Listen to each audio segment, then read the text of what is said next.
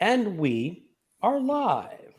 Welcome to Alan and Greg's Monday live show. It's not quite night where we are, but night where Jim is. So everyone say hello to our guest, Jim, that books, reading, and stuff. Hola, Jim. And Jim, you got the one channel where people do not have to speak your channel name. They just have to do they know exactly what channel you're talking about. And we have MJ. Oh, hello, wow. MJ. Hi, MJ. She's working from home and having lunch. Sounds like a plan. This is the second live I'm doing. The first was with MJ. And Bad is red. He's in the house. Hello, Bad. Good morning, good evening. Yeah, I've been talking to Bad a little already this morning. Yes. Her new videos off the chain with the editing and that, and the artwork. I have not picked it up yet, so I'll get to that later this afternoon. So, Jim, as I said, what we usually like to do is start off with what we have been reading or what we have been or what recently read, whatever books you want to cover. So take it away. I'm currently reading this one, A Master of Gin by P. Djeli Clark. It's a steampunk novel set in Cairo in 1912, and it's a mystery. He wrote Ring Shout, which is very popular, a novella about the Ku Klux Klan and as a horror story about the Ku Klux Klan. Okay. But this is set in Cairo. It's good so far. He's an African-American writer, and I'm reading Orlando. I had it on my TBR for Trans Girl April, and it also works for May of the Moderns, so I'm halfway through. That's so Orlando has changed from he starts as male and he becomes female, which is what most people know about Orlando. That's the only thing I know about it. Other than, I don't think it counts because I don't have a Trans Girl April because the author wasn't trans, or be just the subject. No, Virginia Woolf wasn't trans, but she was certainly bisexual. Okay, but that's a different letter, the LGBTQ, etc. Yeah, I've only read Mrs. Dalloway, and I read that many years ago. So it's sooner or later I have to revisit Virginia Woolf. Yeah, To the Lighthouse is good. I've read Mrs. Dalloway. I've got To the Lighthouse on my shelf because Pay recommended it as well. And this is the second book I'm reading by Virginia Woolf. Okay. This one doesn't have as many semicolons as Mrs. Dalloway. Mrs. Dalloway seemed to have a semicolon in every line. This one's sparser on the semicolons. Probably. It's a later book, as I remember, isn't it? Yeah, it's 1928 she wrote this. And she dedicated it to her lover at the time, Vita Sackville West. And a lot of it's Orlando's characters based on Vita Sackville West.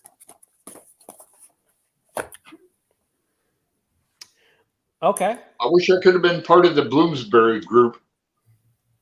That would have been a cool group to be in. That would have been an interesting group to sit in on. Okay, Alan, what have you been reading? All right. Well, I'm almost done with The Only Good Indians, and it's so good. This is up there with the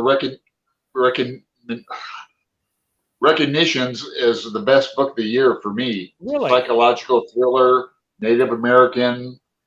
It's really involved, and I'm into the Native American stuff. So there's that, and then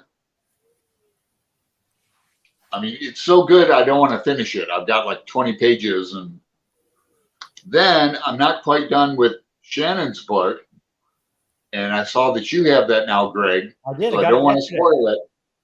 Don't want to spoil it, but it's good. But I had a bad dream about a scene from her book last night. So her book is in my dreams now. And last but not least, the War and Peace. About halfway done with that. You know, I'm not trying to fly through it. I'm reading 2 translations of it. Got the new one by Briggs and then the mods. And I got the mod because it's on Audible. And, you know, that helps me read faster. But I'll go back to the Briggs before I finish it. Yeah, I started reading the Briggs. I did March of the Mammoths in 2022. That's my book. And I started with the Briggs. And I have a different edition, but I was going on a trip to Dominican Republic and I wasn't done with it yet. I said, I'm not carrying this big book on the plane with me. So I switched to an ebook version by Pevere and Levonsky. Oh, yeah. And that's my translation of Anna Karenina's PB. And the one issue about they have is they don't translate any of their French. They put it all in the footnotes, which makes it a little cumbersome because a lot of that book is written in French.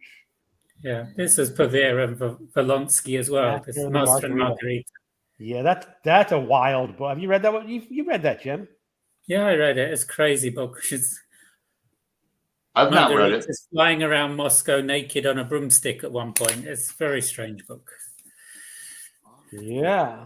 Bulgakov is Ukrainian Russian, which is he was born in Kiev, but he was of Russian extraction. All right. So my TBR. Let's go through some of the comments. People saying hello to everyone. I'm not going to read out people saying hello to everyone. That's that'd be redundant. A massive salad with veggies and blueberries. That's her lunch. Oh, great. I've got some blueberries in my freezer, MJ. I like to eat them frozen. Like little candy. Oh, we've got Elizabeth. I'd like to make I'd like to say something to the commenters here. If anybody wants to be on the show, let us know. We have a couple openings next month, and then July is totally open. Yeah, we do. And more comments. People saying hello. Bet I just picked up an interesting book, old school novel by Tobias Wolff. It is related towards Faulkner Award-winning novella, The Barracks Thief. I read one book by Tobias Wolff called This Boy's Life or something, which is a memoir of his growing up. I think it was Montana, somewhere around there. So, what I have been reading, and this book is going to show up more than 1 week. I am reading for May of the Moderns, Robert Musil, The Man Without Qualities. It's translated from the German. It will be the longest book I have ever read when I finish it. It is 1,770 pages long. Wow. And it's an unfinished novel. So it has really no plot either. It's just talking about life in Austria before World War I, and the sort of intellectual upper classes are just talking to each other about life and times. And then it has a subplot about a murderer who may or may not be insane. He may or may not be executed. And the main character is thinking, how do we stop this man's execution? Because he's insane and should not be executed. Interesting. And then I read this book. This is a horror or a thriller novel called Keeper of Children, published in 1978, 1979. And it is a curious little thriller. I hesitate to call it horror because it's not really scary. It has a little possibility of the supernatural, maybe, because it has. I won't tell too much, but the cover. I don't know if you can see the cover here very well without covering my face. It shows a teddy bear beheaded with an axe cutting a mouse. And there's a scene in the book that just fits that scene perfectly. It's just a great cover. And it was fun. It just shows you what horror novels or thriller novels were like before Stephen King took over the genre. It has its issues where it has a villain and you never really get to meet the villain. It's just totally outside the point of view of the main characters doing his dastardly deeds. But it was fun. And that's the other one I read was a nonfiction audiobook called Rationality by Steven Pinker. He's a very famous Canadian psychologist. He started off studying linguistics and how people learn language. But this is a book about rationality and why some people are not rational. And it goes through a lot of heavy statistical psychology about how you do tests and how people answer questions and how you can deceive people. But really, it comes to it's like, why do some people just believe in things that no rational person would believe in? Like Flat Earth Society. Yeah. And, the thing is, it wasn't a great book. It felt like he's written like 8 or 10 books. It's like he was under contract to write a book. And it felt like he was fulfilling a contract. He's obviously very knowledgeable. And he knows the subject very well. It's just, I found it very disengaging. So let's catch up with the comments. Almighty Olm, I found that this weekend I was disappointed by a book being only 389 pages. So SMOL.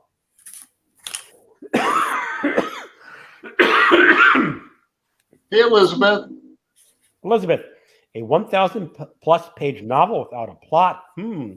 Maybe when I'm retired. Well, yeah, like Greg and I. I'm reading this at 30 pages a day. 30 pages a day is enough, and I will finish it next month. And I said, this is part of the May of the Moderns. This is my covers two of the prompts. Book you've owned for a long time because I bought this in '94, and it's also translation. Yeah, my modern's just 162 pages, but it feels longer because it's quite dense. The prose, the ideas in it, the lists. Yep. Hold on. Yeah, cover. Cover is awesome. Yes, it was. And also, Bad as Rad sent me this book in a gift package. It was just a really good choice. I don't know if she knew it or just happened to grab it, but it's a good choice.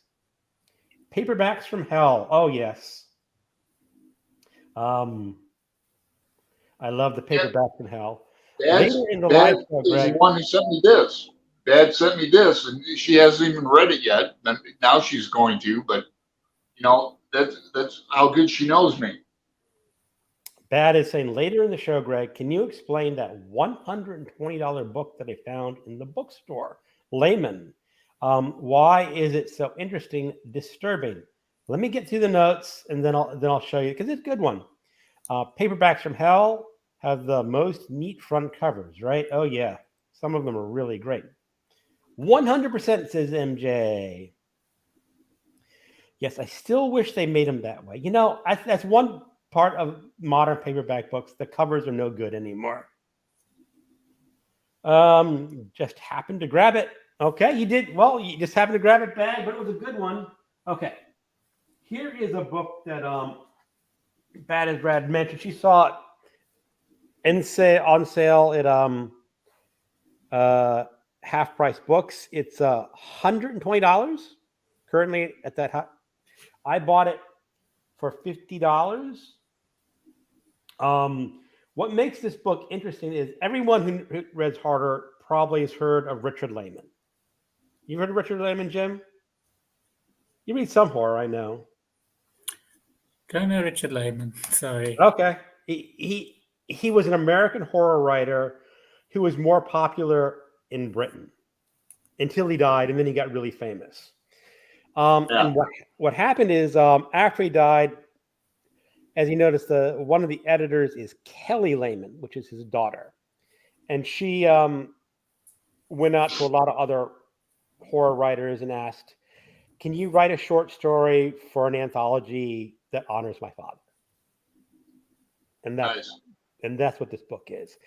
This is a limited edition. I don't know how limited it is, but I don't think you can buy it anymore. You have to check. Maybe Amazon does a paperback or an ebook, but I have not actually read any stories in there. I pre-ordered it. Hold on. Back in 2011. But yeah, Richard Lehman wrote some really wild horror stories, and he went a little over the top.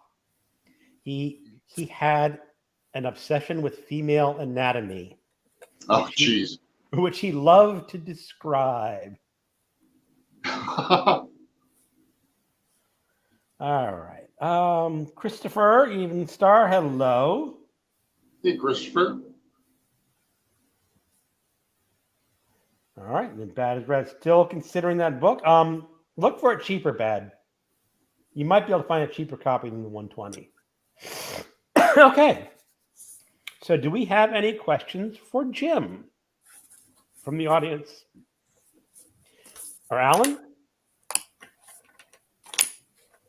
Well, seems like you have a busy household, Jim. You say your granddaughter lives with you, and you. We have 3 grandchildren living with us. My stepdaughter, and my wife, and me, and the dog. And we've just got 2 bedrooms, so it's a bit crowded. But that's nice to have like a busy household. You know, I live alone, and I get tired of talking to myself sometimes. I don't have any pets. All I have is my books and poetry to protect me. Yes. So a lot of the times they're talking in a language I can't follow because they speak Georgian, and my Georgian is very limited. Are you the only one in the house that is not fluent in Georgian? Yeah. So your wife is Georgian, right? My wife is Georgian. Okay. Her daughter's Georgian, and the grandkids are Georgian. Okay. So actually, what's kind of interesting is when you talk about living in a foreign country. I know my wife are talking about housing in Europe, and if it's sort of similar, like housing in Georgia is sort of similar, is that we were discussing this. Is like in Europe, most people don't have dryers. We don't have have a washing machine. What? We just hang the washing up outside. Yeah, that's typical for Europe, but like in the U.S., every house has a dryer.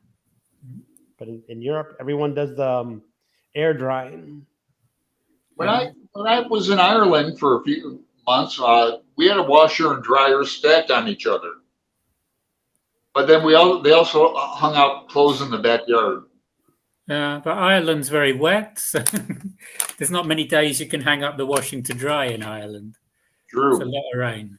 Georgia is the same size as Ireland, almost exactly. 70,000 square kilometers. Okay. Yeah, pretty small. Yeah, it's the same size as Ireland or Sierra Leone or Sri Lanka.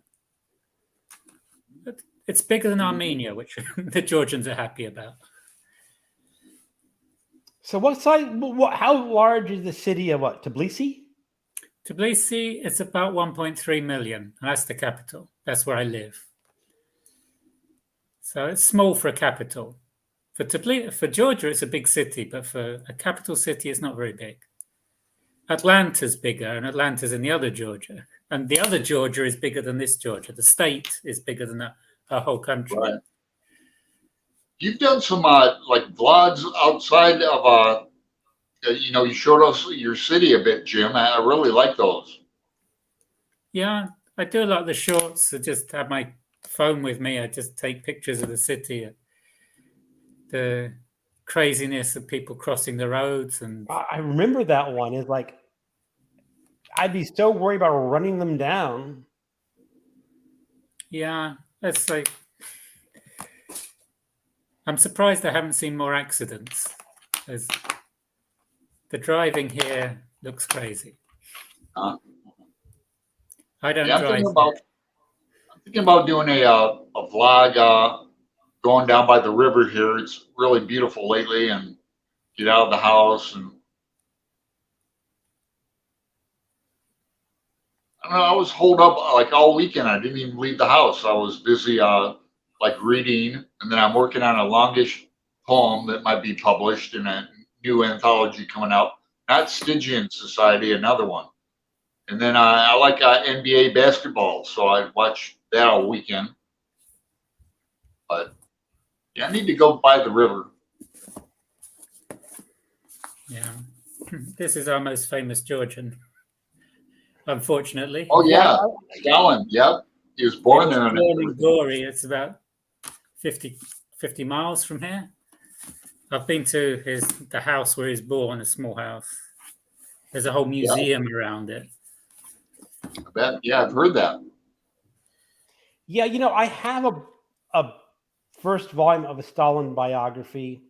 I don't know if it's the same one that you just held up. Is there more? This is Simon Montefiore. This is the young Stalin. Right. He also wrote The Red Tsar, which comes after, about the people surrounding him when he was the leader of the Soviet Union. Yeah, I'm just thinking, is there more than one biography of Stalin that's been coming out recently? Or is it just this one? I think there's been a few, but I didn't. I got an older one. This is Martin Amis, which is very negative about Stalin. Cobra the Dread. Can you say positive things about Stalin?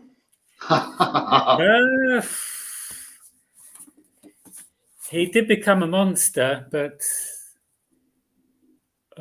some people think he looks quite handsome when he was young. But he was robbed the bank in Tbilisi when he was a young man.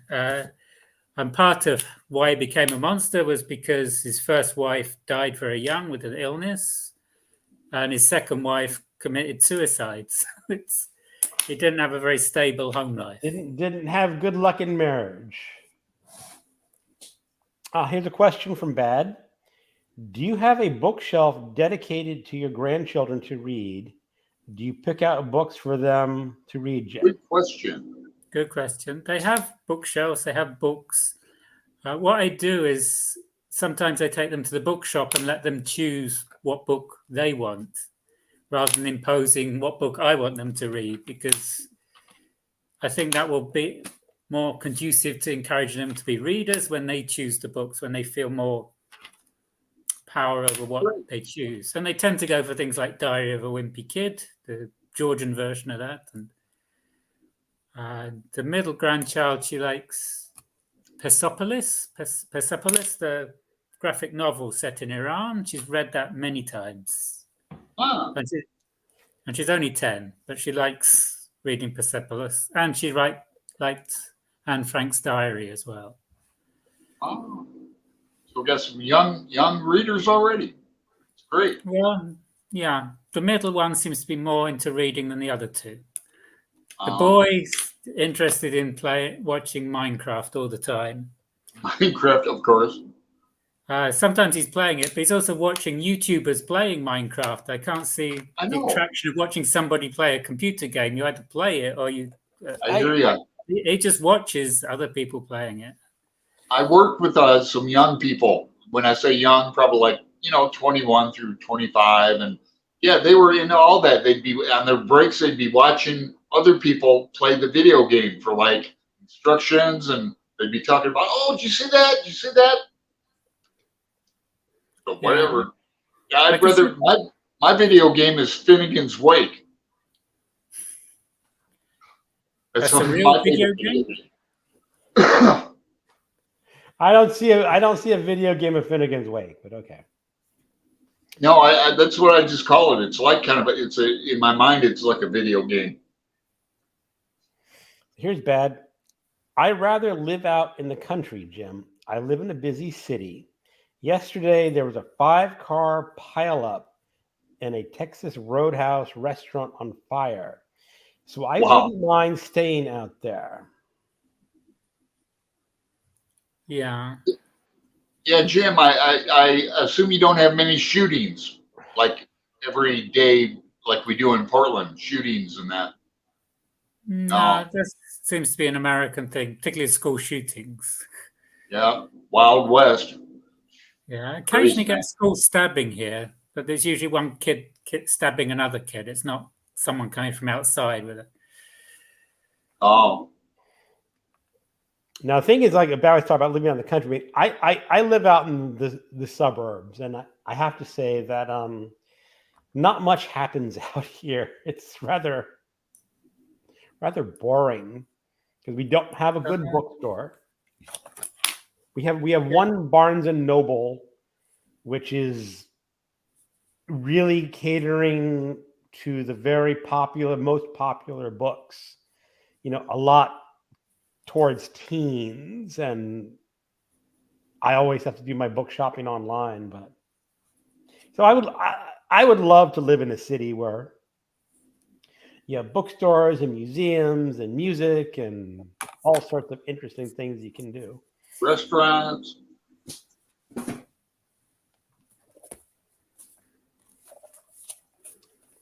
Yeah. Georgia also has its own alphabet. Yes, it's a alphabet unique to that language. It is. It's only the Kartvelian languages have this alphabet. It's Armenian, our neighbor, also has their own alphabet that is different.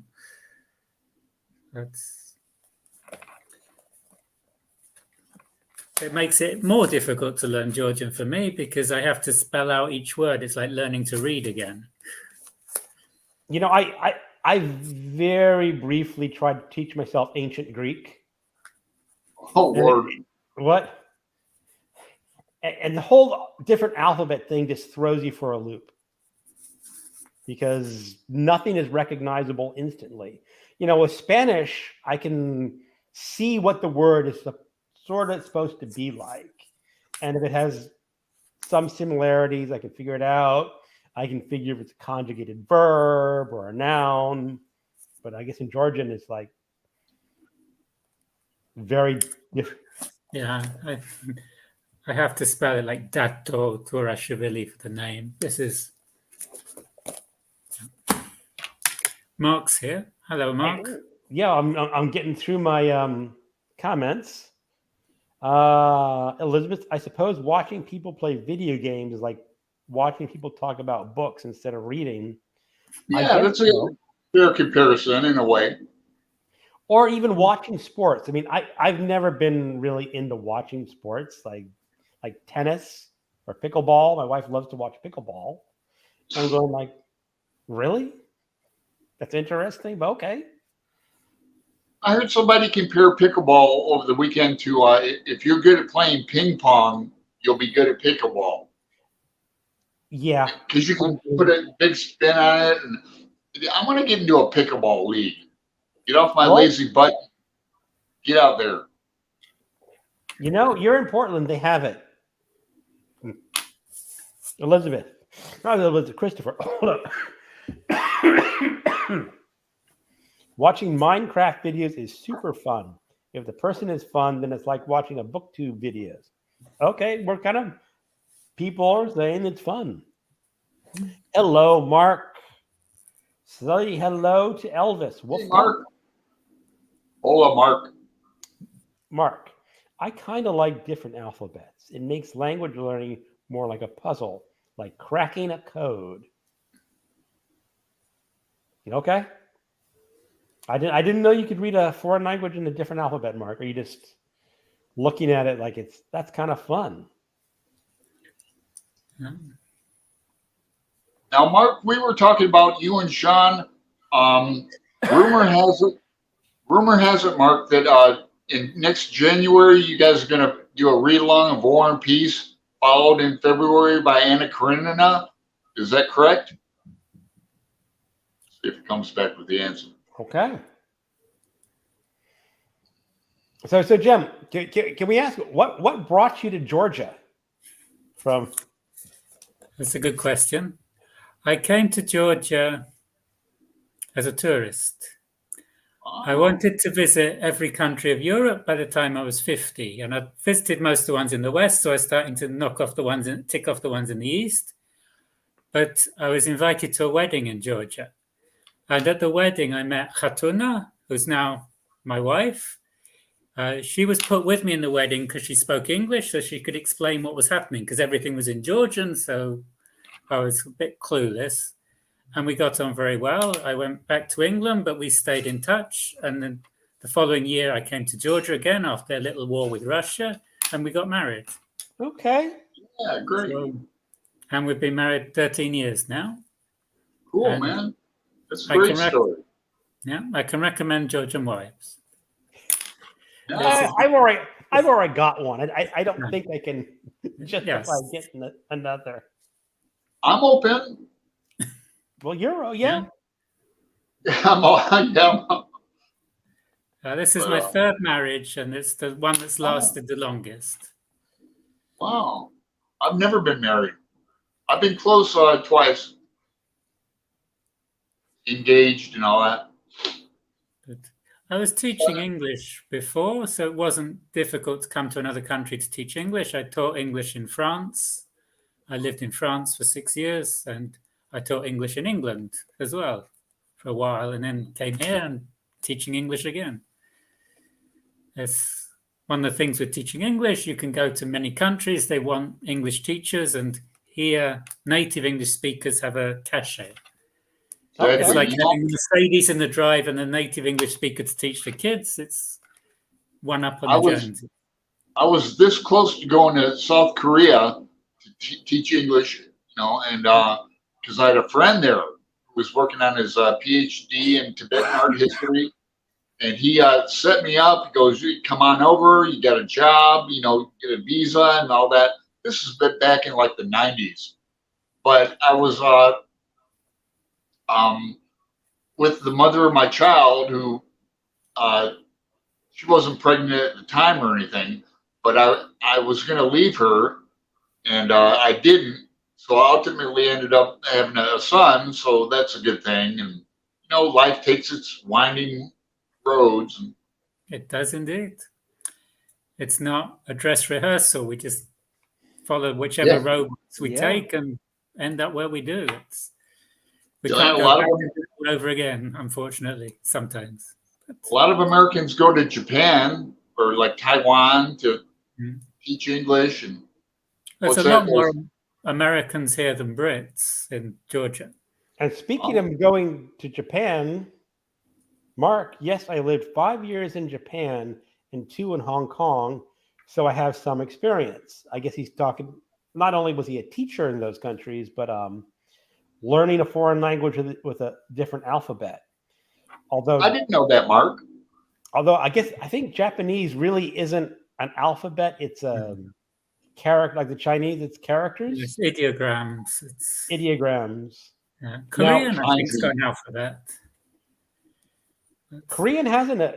I read a little bit about the Korean alphabet. How for a long time they didn't have an alphabet and then one person decided, I need to create an alphabet for Korean. So it's like one person invented it. Yeah. Well, Basque didn't have an alphabet for a long time, and then it adopted the European alphabet. So there's not a lot of early literature for Basque. It was just an oral tradition, passing on stories from generation to generation. Now, isn't Basque very closely related to Spanish? No. Or no, well, I'm talking Castilian. I'm sorry.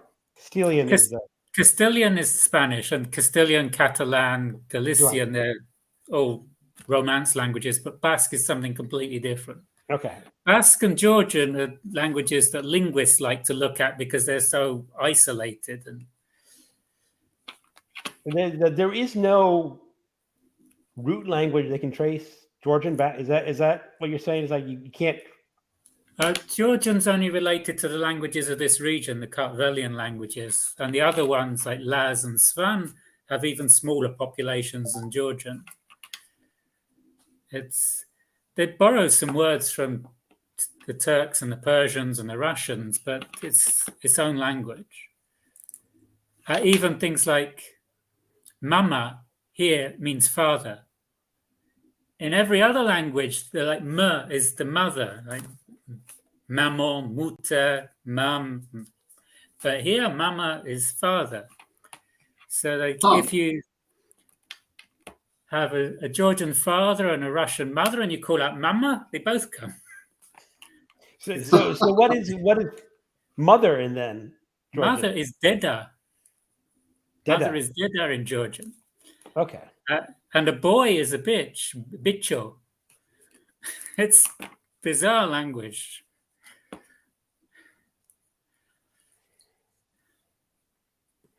So bad. Someday I will share how I met my husband. It's awful. If it's awful, you don't have to tell us. But I want to hear it. So, Mark, War and Peace. I didn't know that it was said, but I want to read War and Peace. Haven't decided about Anna Karenina, but I do want to get to grips with the Russians next year after a year of the French. I think maybe the only English word. Go ahead. I think maybe the only English word that comes from Georgian is wine, because Georgia is the birthplace of wine. This is where the earliest archaeological evidence of wine comes from. And wine in Georgian is gvino, which would become the Latin vino, and then the French vin, and then the English wine. And also in Welsh, it's gwine with the g, like in Georgian, gvino. So I think wine is the only word in Georgian we have in English from Georgian. But I think zeg would be a good word to have in English. It means the day after tomorrow. In English, we don't have a word for the day after tomorrow. In Georgian, it's just zeg. Zeg is the day after tomorrow. I see you, zeg. It's the day after tomorrow. Cool. So we got dead is grandpa in Czech. Mm-hmm. And bitch means whip, although spelt differently. Dead. I guess he's. So, Greg, if I share my story, how I met my husband through Voxer, can you play it on the live show? Put it near the speaker. Okay. I'm willing to give anything a shot. Deda is grandpa in I Czech. don't know if I can do that. What? Yeah, the Czechs She gave the wants word. me to, I don't know if I can go back and forth. Well, I'm not on my phone. I'm on my laptop. Okay. I'm Yeah, on send my it to Greg. Mm-hmm. I've got the speakers. No, I got the speakers. If she sends it through the Voxer, I will go ahead and play it for everyone. All right.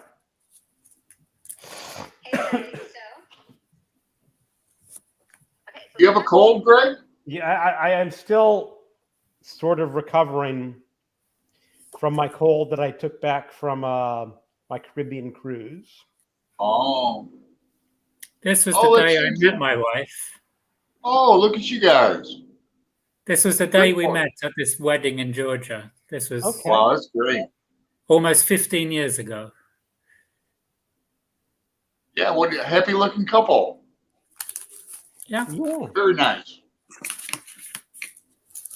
I feel sort of like an outlier that I've been married since 1996. So long time. This was my only visit to your country. This was in 2009 as well. This is 14 years ago. Yeah, cool. I've never been to NYC. I went to New York and then took the Greyhound to Niagara and then to Toledo, Oh. Ohio. And I then was took born the in train. Toledo. I was born in Toledo. Yeah, I stayed with Born and raised. do you know Bryan, Ohio? Oh, sure. Yeah, I was staying with some friends I'd met on the internet who lived in Bryan. And then I took the train from Bryan to Chicago. Yeah, I love Chicago. Boy, they have a great Shakespeare theaters in Chicago. Here's a picture of my ex. I drew it, but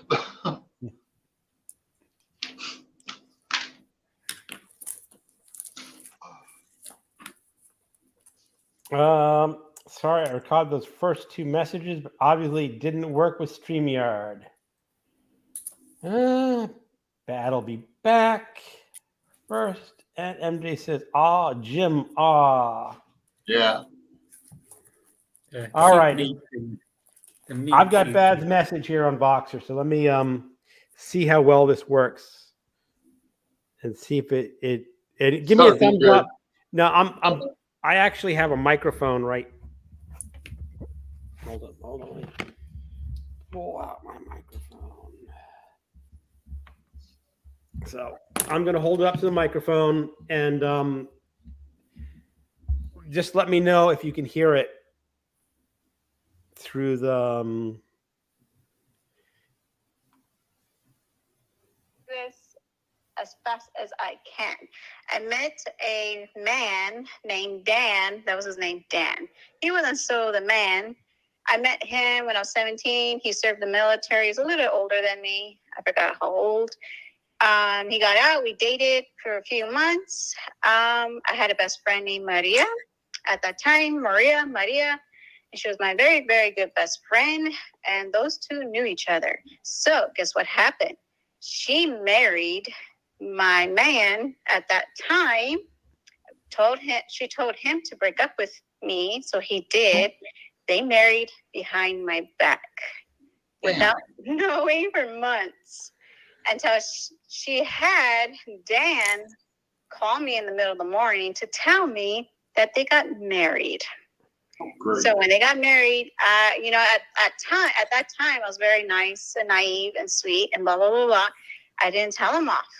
I didn't do anything. I just give them my blessing, say, okay, if that's what you guys want, fine. So like a year later, me and Maria did not talk, but I really missed her. She was my best friend. So I was willing to forgive her for marrying my ex-boyfriend, and so I could have her friendship back. So her mom at that time said that what she did to me was very, very, very wrong, and that's not what best friends do. So Maria thought, what can I do to make up for me, to make it up? And she thought, why don't I blind date her with my friend? That's how I met Renee, which is my husband. We were on a blind date set up by her so she could make amends and do well, and then the rest is history. So we clicked. We got rid of her nice and slowly. She moved on, thank God, and me and him been together for 20 years. As of tomorrow, our anniversary is the day that we met. Cool story, huh? Yeah, that's cool. I actually thought I was going in a totally different direction, where Maria would divorce the first husband and you'd remarry him. So I was waiting for something really bizarre, but that's kind of a sweet story. Did I ever tell you how I met my wife? Is in 1990. How'd you meet Chris? 1995. I was looking through the Washington Post classifieds, and someone said they're starting a book group. I said, I'll join that. And I joined, and she had people meet at her house, and at the time she had a boyfriend, so it wasn't anything, but she eventually broke up with him, and there I was, ready to slip in as the new guy. And that's Fellow bibliophile. what? A fellow bibliophile. Yes. Yeah. Greg's a smooth operator. Yeah, I just think I stumbled my way into something very good without ever. Yeah. Stumble your way through, yeah. No smooth operator for me. More like what's the opposite of a smooth operator? Like clumsy. Yeah. They don't make songs about that, do they? Yeah. Think one.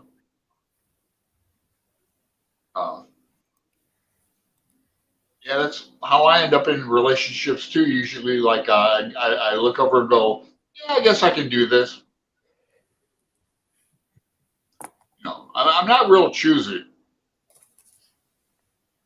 I mean, my type is redheads, glasses, like basically librarian type.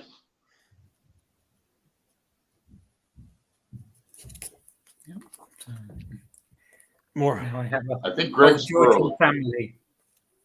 That's me. And my wife and her brother, her sister, brother-in-law, sister-in-law, nieces, and okay. Oh, big family. That's what I mean. I miss like families, and I'm about ready to settle down. I had a couple of opportunities to be part of big families, and it just didn't happen. But if it happens again, I'm going to settle down. And that was my English family. A bit more diverse. Nice. Cool. My sisters were both half Jamaican. Okay. It's really cool. So, Jim, you've often talked about the difficulty of obtaining English language books in Georgia. Yes. And just when I first came here, the only ones I could find easily and cheaply were the classics. So first few years I was here, I was starting to read a lot of the classics because that was all there was that I could find easily. But we have a group, the Tbilisi English Book Swap, where I meet with other people who read in English, some Georgian and some expats. We meet once a month and we swap books. hello, Ollie. This month I picked up Clara and the Sun, which was really good. And I'll probably take it back next month to swap it for something else. But... Yeah. Have you read that one yet, or is that just on your list to read? No, I've read it. I've put out a 1-minute review of it, and it was really good. I really enjoyed it. It's about an artificial friend, artificial intelligence, because it's set in a sort of near future where the children, the teenagers are isolated because they're all learning online, and the idea of having an artificial friend is to encourage them to learn how to interact with another being again. And Clara is solar powered, which is hence Clara and the Sun. And it's taken from the view of the artificial friend, the story. It's an interesting read. And it's Ishiguro, who got the Nobel Prize for Literature, so the prose is very good. Yeah, it's kind of amazing. We were talking about a little bit like Ishiguro, and he's considered a literary author. But Clara and the Sun is a science fiction novel. Clara and the Sun's science fiction. He's written another science fiction one as well. And Never Let Me Go, I think, is science that's fiction. The other one that Margaret Atwood has a couple of books that are in the same category. Is like the literary people don't want to call them science fiction. Yeah. And the science fiction, I mean, I like elements in it. Have you ever read Oryx and Crake by Atwood and Jim? No, I said on the last video I put out that That's one of the books I want to read is Oryx and Crake. It's a good one. And there's a funny story. It was about 10 years ago, maybe a little bit longer. I was listening to a podcast, a science fiction podcast where they pick a science fiction book every month to read. And someone picked Oryx and Crake. And one of the co-hosts got so indignant, saying, that's not science fiction. You cannot pick that book. And, they're going like, yes, it is. And it's like, it was just this big blow up on a podcast. And then there was another group who were doing literary fiction. And someone picks up Oryx and Crake. And again, the same story, but you can't pick that book. It's science fiction. Yeah. And I'm going, okay. Here is one person refusing to read it because it's not science fiction, and one person refusing to read it because it is science fiction. And I'm going, why don't you just read the book for what it is? Because it's a good book. And either way you look at it. Yeah, people like compartmentalizing everything. It has to be in this genre, and it's a lot of the best literature transcends the genres. A lot of the best films do as well. And that's, like you said, Ishiguro and Atwood both have that thing is they both have hopped over that genre line and done it very well. Okay. Bye, Elizabeth. Lunchtime's finished. I got to catch up with Elizabeth. Hold on. Bye, Elizabeth. Thanks for stopping by, Elizabeth. Yeah. And I want to remind everybody, we have Criminale next week, right? Criminale's in the chat as well. I believe Criminale is the 26th, not next week. Oh. So I think he's coming by just to check us out, making sure we can hold our mud. And 26 or 29? I'll have to check on it's a Monday. Yeah, it says 29 because it's 15th today. So. Yeah, I think that's when we do it. I'll double check. I have a list. MJ, I would love to have a book swap like that. I know, wouldn't that be cool? Yeah, well, here it's not that important. We have bookstores we can go to, so it's not as important. Where if you were like in Georgia, it's like you probably, Jim, have one of the large. Me. You probably have a large English language book collection for Georgia. Do you think? Or well, it's mostly just what you see behind me because I don't hang on to books. I don't collect books. I'm more interested in the reading of the books. So when I was talking about my favorite authors, like Stephen King, I've just got one book by him, but I've read so many. It's right. But you can do ebook. You do ebooks now. Oh yeah, I've got lots of books on my phone or on my tablet. Now, do you have a dedicated e-reader, or you just use your tablets and phone? I just use my tablet and phone. I carry my phone around with me, so it gives me something to read while I'm not doing audiobooks at the moment. I did try Audible with The Stand, which was interesting. It was just the free one they give you just to try it out, but I didn't think it was for me, just walking around listening. And it was bizarre with The Stand because it was about a pandemic and I was walking around and people had their masks on and it was really strange. Yeah. Colonel Flagg, right? Yeah. Colonel Flagg and that old black woman. Black woman, yeah. Mother Abigail. Mother Abigail, yeah. She's about 102 or something. And yes. I remember reading The Stand when it was brand new in paperback. I mean, it was like he didn't have any other books.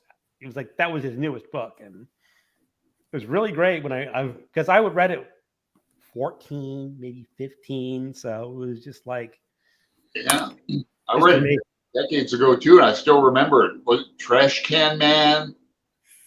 Oh yeah, the Trash Can Man. A lot of vivid characters. I love Stephen King. Sometimes I find myself defending him, like when people try to put him down, or they obviously haven't read him because every book might be similar. You know, there's a lot of like main characters who are writers, but every book is different. Well, I know Steve Donahue trashes Stephen King a lot. He will go to great lengths to prove why it's a bad book. Yeah. Steve Good old Donahue Satan doesn't Steve. like Margaret Atwood either, so. And some of the books he likes, I'm like, okay, well, that's fine, but you know. Oh, the Criminale. Congrats on completing the 500 book challenge in the most sensible way possible. Yeah, I know. I finally quit the 500 book challenge. Stop the insanity. Lindsay Lohan. Okay, I don't Lindsay know. Lohan, what? I don't know where that's coming from. I don't either, but I think she's talking about me and my fantasies of marrying Lindsay Lohan. I would love to marry her. She'd only have to change like 2 letters in her name, her last name. Come on, yeah.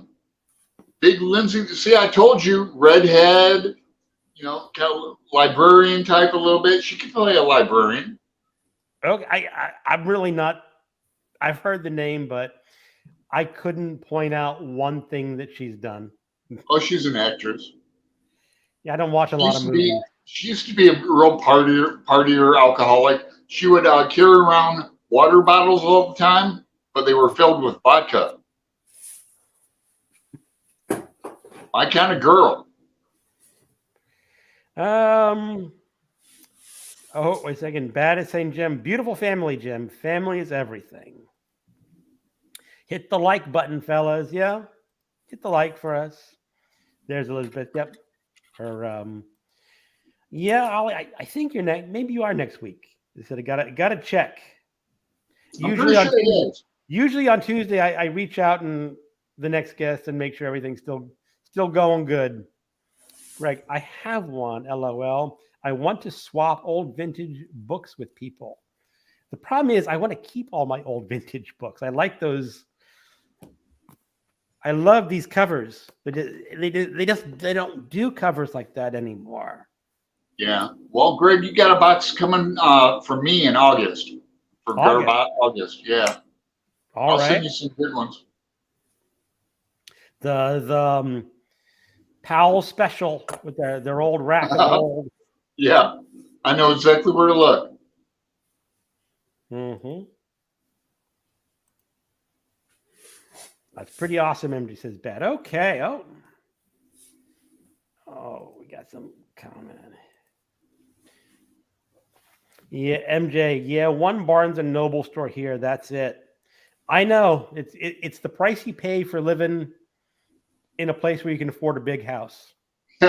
Price for living the good life. Well, you know, as I said, my wife likes big houses, so go where she wants to go. You wanted to go to Chicago, didn't you, Greg? I did want to move to Chicago. I almost had my wife convinced to get a condo in Chicago. And then she started looking at property taxes in Chicago. Yeah. Chicago's the shite, but it's too cold for me. Too cold, man. It's really cold in winter and really hot in summer. Yeah, I mean, you know, from Toledo, when I moved back with Molly, we went to Chicago a couple times. We just take the Amtrak. Or one time we flew. But I love Chicago. And we had friends there right on the lake in a beautiful condo. It was a huge, nice house. And they showed us all around. And I love the Shakespeare Theater on the Navy Pier, Steppenwolf. You know, just the food is fantastic. What's the food like in Georgia? It's the 4th best cuisine in Europe. Ah. I seen a list of the 48 cuisines of Europe. Italian number 1, French number 2, Spanish, then Georgian. Really? Okay. Well, look at that company. That's good company. It is. I can't think of one Georgian dish, though. We have hingali, which are like dumplings with savory fillings. You can have vegetarian or meat fillings. Khachapuri is the cheese pie. Matswadi, which is like barbecue. There's a lot of regional dishes as well. And there's the wine. Wine comes from Georgia originally. I didn't know that. We have a I lot more always great assumed wine came varieties from in Italy. France. Okay. I learned something. Wine was the earliest traces of wine were here 8,000 years ago, before Rome was even founded. A long time. Wow. Armenia and Iran also have ancient wine archaeology, but they found just this residues at the bottom of these query, which are these big jars. It's what this region is known for.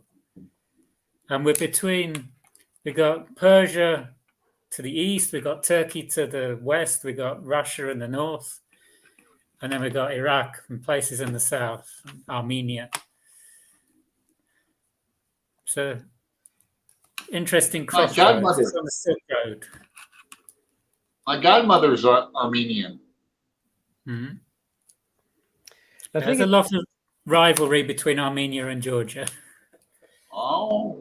I don't think I've ever seen a Georgian restaurant, Yeah. at least near where I am. There Me are neither. some in America, but I never seen one in England until I came here, and now I know there's a couple in London, but it's Wow. I'll have to be on the lookout. Maybe I'll Google that because I will Portland have- has a lot of cuisine. Portland should have something. There's quite a big Georgian diaspora around the world. When's the last time you were in the States, Jim? I've been to the States once. It was 2009. It's the only time I've been to the States. Come on.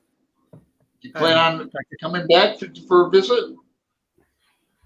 I haven't been outside Georgia since 2018. It's strange because I used to travel a lot, and now I love traveling. and I haven't been back to UK since they voted for Brexit. So, Now, is that by choice or is it just like too difficult to travel there now?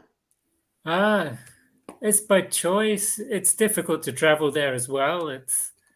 And I went in 2016 because it was my mother's funeral. That was the last time I went there. So, I'm sorry to hear that. Yeah. no, but there's less impetus to travel now because my parents are gone. Do you ever miss England? Sometimes I miss the food. I miss the books. And places Yeah. like Hay on Wye with all the bookshops. Hay on Wye is a place I have to visit someday. Yeah, it's amazing. I wasn't far from it. I lived in Worcester, and Hay on Wye is on the border of Wales and England, and Worcester's getting on that way. And it's just a town with lots of secondhand bookshops. It's an amazing place. I know it's like a tourist destination now for book people. Is that intended that way, or is it just sort of grew up by accident that they opened lots of bookstores in this one little town? I think part of it was by accident, but since its success, there have been other towns around England, Wales, and Scotland that have tried to do the same thing as Hay, but less successfully. Yeah, I have a BookTube friend that they go there like every other year. Her and her one of her girlfriends, and she did a vlog on it one time. Hey, on Rye. Yeah. Very interesting. Well, MJ's just been to London and Paris. She has. I'm so jealous. I mean, Me too. I went to the Caribbean, but Yeah. it's nice, but I think I would prefer London and Paris. Of course, convincing the wife is like, no, I want to go to the beach again. I'm like, let's do something else. Uh-huh. So MJ says, hell yes to the French. I did eat at a French restaurant on my cruise ship, though. It was one of the best meals that they had. Because the cruise ship has specialty restaurants, and one of them was the French cuisine. And Yeah, that'd be nice. Yeah, I'd love to go on a cruise. A lot of people though, but I'd be, well, I mean, you're married, Greg. I'd be partying it up. I'd start my day with well, I'm not going to go there. Alan, we know how you'd start your day. Yeah, I'm trying to clean up my act. I really am. I'm getting too old for that stuff. The hangovers, I can't take them.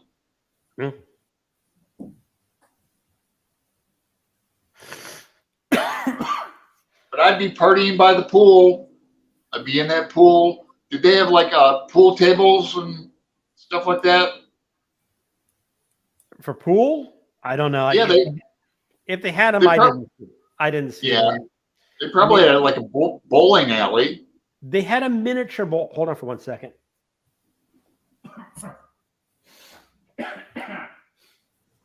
Daddy's got a bad cold. I'm mostly over it. Just a little bit of congestion.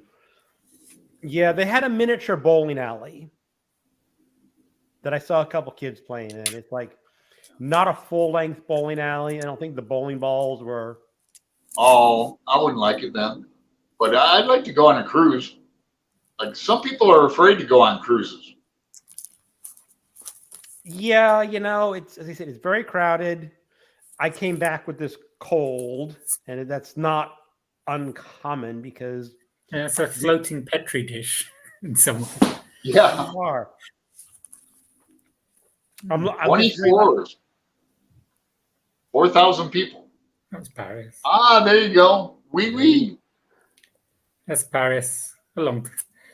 I used to work in Paris. It's a city I know very well. Wow. Impressive. Niagara. Now, I've been there several times. That's a very spiritual place for me. I love that place. They have a Houdini museum there. Houdini. Then I've been on the Maid of the Mist. I've been behind Niagara Falls. It's really cool place. I love it. Look about cuisine. There's my wife making some pastry there for Hingali. Ah, Okay. With the kids. Real.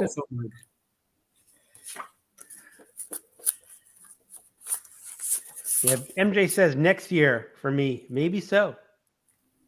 Hey on way. Hey on why? Hey and why? They must have the most beautiful wine vineyards. In Georgia, you can have wine tours because a lot of the regions of Georgia have grapes. Georgia and Moldova supplied the Soviet Union with wine at one time. Now China is a big market for Georgian wine. Okay. Go figure. Never would have thought of that. Oh, I think MJ travel vlog tomorrow. Ah, look forward to that. Yeah, I made some very few recordings when I was in the Caribbean, but I look at them going like, yeah, not too exciting. Well, I'd like to see them. Maybe I'll throw something together. I live vicariously through you guys. No, save up your dollars and go on a singles cruise. You might like it. Yeah. Well, like I said, I want to go on the KISS cruise. But when my dad comes to visit, well, he's bringing his girlfriend. So the plan was we were going to go to Mount Rainier for a weekend. Last time he was here, we went up to Washington, Mount St. Helens, and drove halfway up and then kind of hiked it around. We'll definitely go to the ocean. I mean, that's only an hour away from here. Went to the ocean last time too, but you're going to Canyon Beach? Canyon Beach, yeah. Canyon Beach, not Canyon. Yeah, that's like directly across from Portland. I've been there several times. We went to Seaside. That's more north. That's where Lewis and Clark ended, right at Seaside, Oregon. Yeah, there is a bed and breakfast my wife and stayed in. Lewis and Clark expedition. Ah, man, I'd love to read that. I've got Heading it for west. next month's June on the Range. Excellent. Journal of Augustus Pelletier, the Lewis and Clark Expedition. Yeah, my wife and I stayed at a B&B on the river between Washington and Oregon. Columbia And- River. What? Columbia? Yeah, Columbia. Yeah. It was actually an old fish cannery, I think. And your room was actually over the river. They extended the floor out, so your actual room was overhanging the river. It was really Very interesting. Wow. What a view. was a view. Yeah.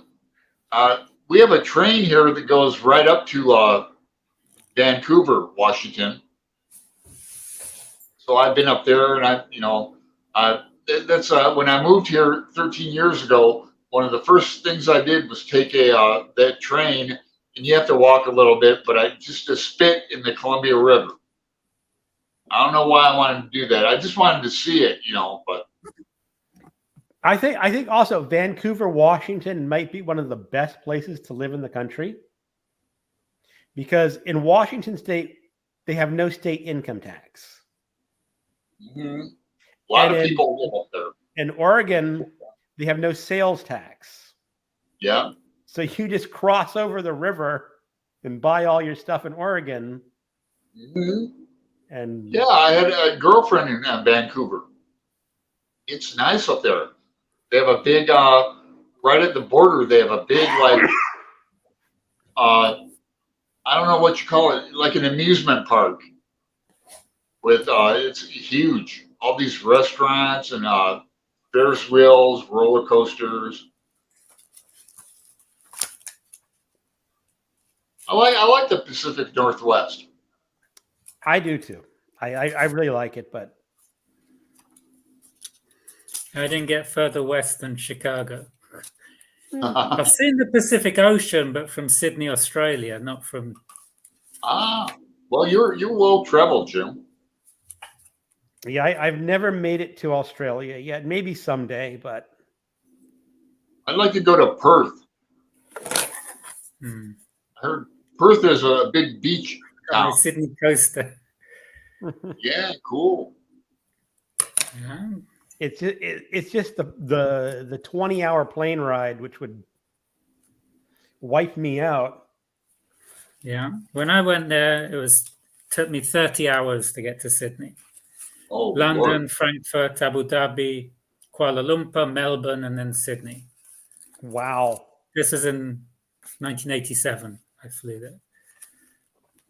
That's just I find as I'm getting older that I'm just becoming less and less tolerant of plane travel. Oh yeah. My dad refuses to. Doesn't like it anymore. He'd rather drive, be in control, and See, driving takes just as long. I mean, or actually longer, and I don't like being in a car that long either. So it's just. But like you're on a plane and when we went down to the Caribbean, I mean, it's only like a 2-hour flight from Washington, D.C., so it's not long, but I got middle seats both times. So I'm like sitting there between two people, and it's just very uncomfortable. If I had to do that for 20 hours, I don't know. I hear you. Although Always like a window seat. I did learn something, supposedly on the plane etiquette, that the person in the middle seat is allowed both armrests. Oh, I didn't know that. That's the etiquette. You're in the middle seat, you get them both. Was this etiquette you made up when you had the middle seat?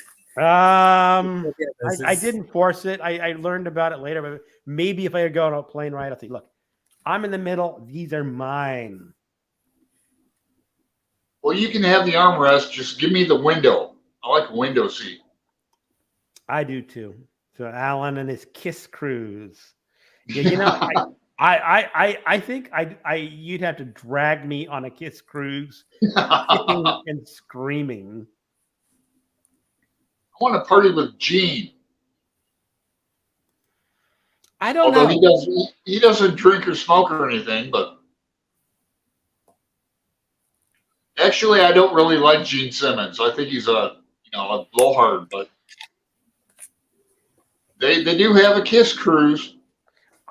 More money, more money, more money. You know, he's just like. Oh. I don't know.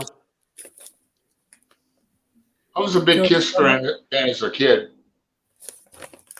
This is What's that? Kazbegi, Kazbegi, the Georgian mountain. Georgia's got lots of mountains. So how high is that mountain? Do you know? Kazbegi, it's over 5,000 meters. It's higher than anything in the Alps. Okay. The highest mountain in Europe is just across the border in Russia, Mount Elbrus. It's 5,600 meters. I don't know what that is in feet, but it's going to be over 16,000 feet. Cool. Pretty tall. Yeah, the Caucasus, it's an impressive mountain range here. Do you have a lot of mountain climbers go out there to climb them? We have mountain climbers and skiers as well. There's 4 ski resorts in Georgia, and it's a lot less developed than places like Switzerland and France. No, I don't ski though. So. You don't? I don't. I've been to the ski resorts, but I don't ski. I like to water ski, but I've never went snow skiing. I don't think I would. In my age, in my old age, I'm not going to risk, anything like no bungee jumping. I wouldn't even go white river rafting anymore. Don't want to put myself in any kind of situation involving where death might occur. Or just a couple broken bones at our age would be. Yeah, no motorcycles for me anymore. No. The family's come to say hello. This Hi. is Katuna. Hello. Hello. Hello. Hi. This is Eleni. Hi. This is Anna. Hey. Hello. Lazar is too shy. Lazar is too shy to come, so there is no little boy. Okay, that's fine. If he doesn't want to say hi. This is Greg and Alan. Nice to meet Greg you. is in Virginia. Nice to meet you. Alan's in Oregon. This is Hello. and this is Lazare. Okay, he showed up. Cool. Who's your favorite basketball team? Lakers. Lakers. He likes Lakers. Oh no. No. No, I want to see Boston and Boston Celtics. I want to see Boston and the Lakers. For sure. We'll see if that happens. There's one more series to find out.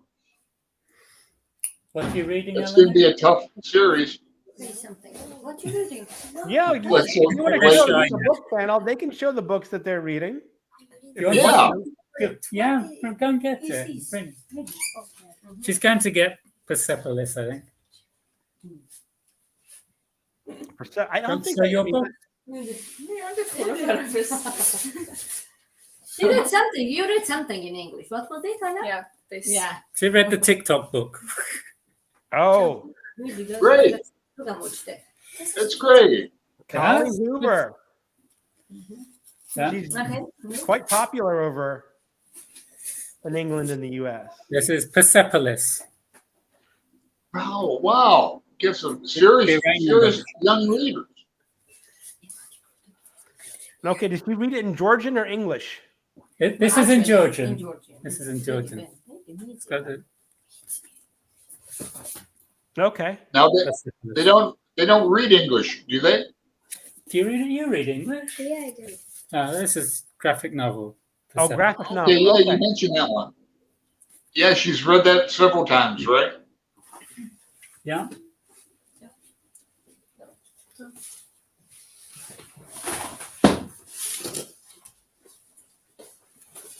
Well, We got this one in Georgian as well.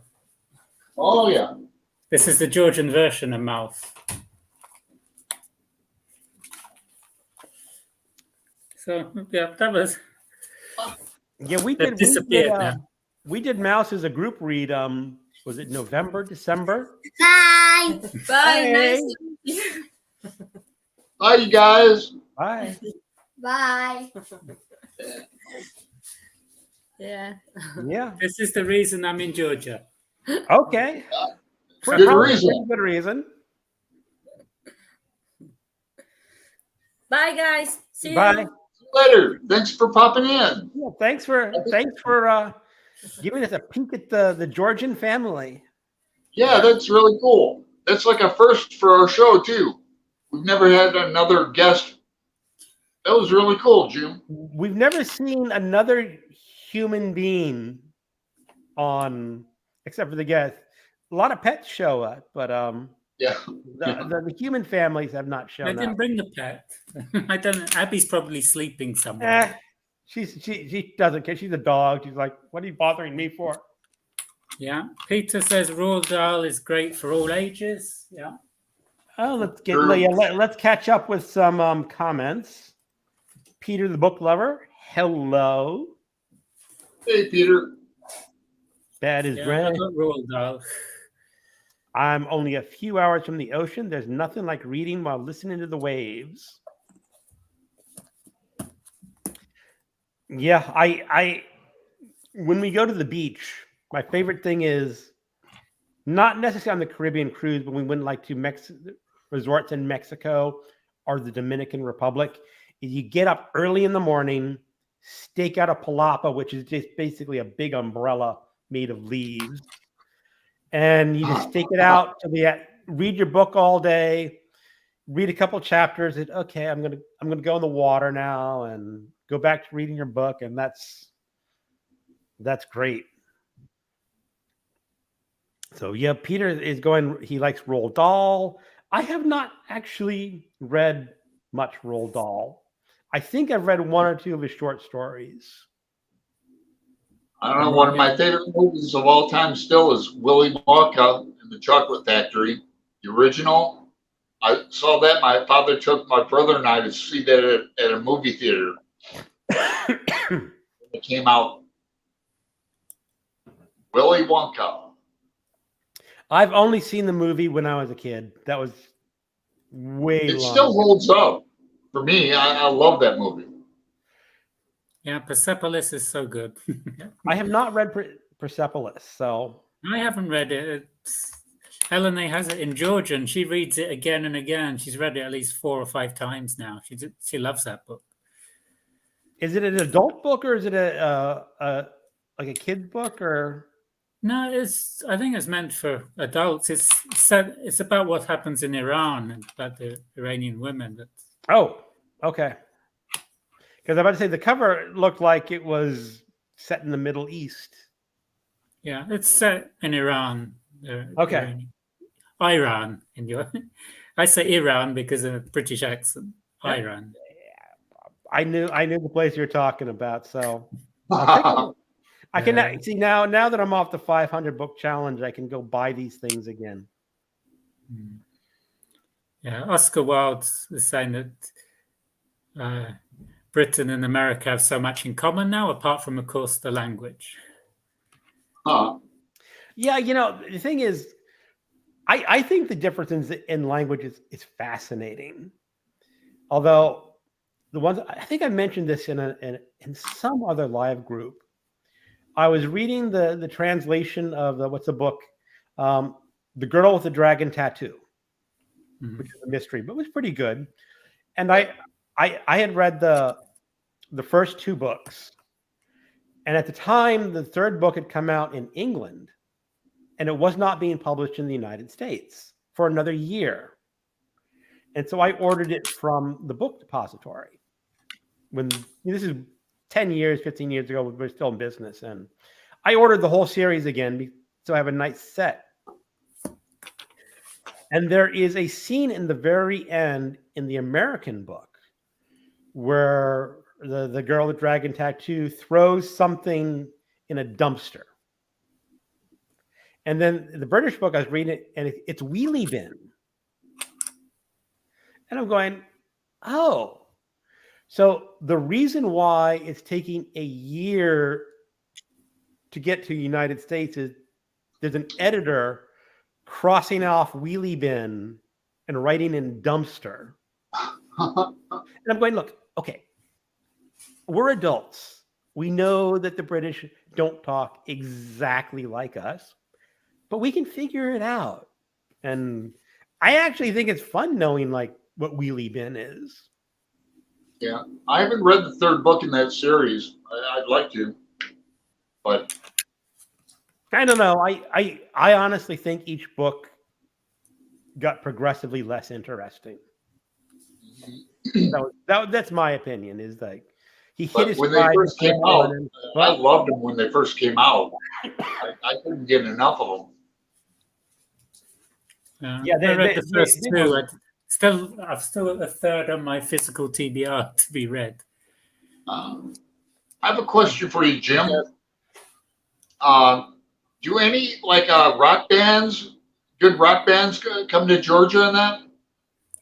I saw Deep Purple here. Oh, 8 years wow. ago. They were Yeah, good. There was only Richie- Ian Gillan and Ian Pace from the original Deep Purple, but they were still good.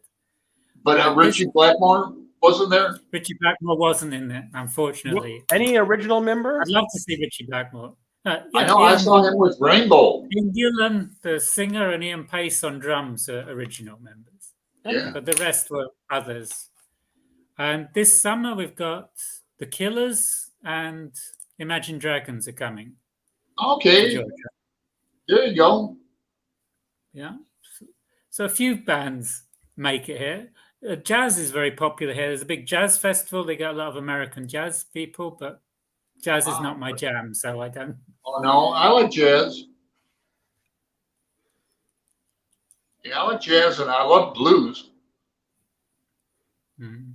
And we've had Elton John and Robbie Williams have been here as well, but they weren't for me. Probably expensive. Elton John tickets would be over probably $150. Yeah.